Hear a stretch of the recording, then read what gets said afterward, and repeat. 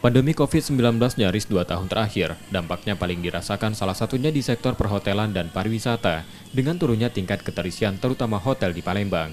Seiring membaiknya penanganan pandemi di penghujung tahun 2021 dan di awal tahun 2022, salah satu hotel di Palembang melakukan upaya peningkatan okupansi dengan memberikan hadiah mobil dan membagikan voucher gratis pada konsumennya.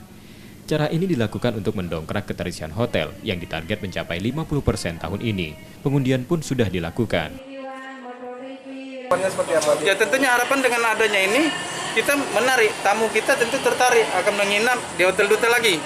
Di samping itu kita menjaga pelayanan kita tingkatkan. Insya Allah tamu lah merasakan pelayanan kita, sudah merasakan hadiah kita, nikmatnya insya Allah akan kembali lagi. Kita berharap demikian tentunya. Kepala Dinas Pariwisata Kota Palembang menerangkan untuk jumlah wisatawan regional, nasional, dan internasional yang berkunjung ke Kota Palembang akibat pandemi 2 tahun terakhir turun drastis, berkisar 800.000 orang. Nah, kita harapkan di 2022 ini akan laju peningkatan kedatangan ke Kota Palembang akan meningkat. Ini artinya akan berdampak terhadap tingkat hunian hotel, restoran, hiburan dan sebagainya. Ini juga akan berdampak terhadap pendapatan asli daerah. Nah, apa yang dilakukan oleh owner Hotel Duta pada hari ini, saya lihat ada dua makna. Yang pertama, berbagi kebahagiaan.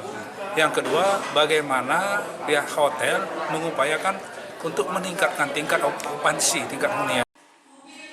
Tahun 2022, Dinas Pariwisata Kota Palembang menargetkan kunjungan wisatawan di Kota Palembang mencapai 1,5 juta orang. Yudi Kiswanto, Kompas TV, Palembang, Sumatera Selatan.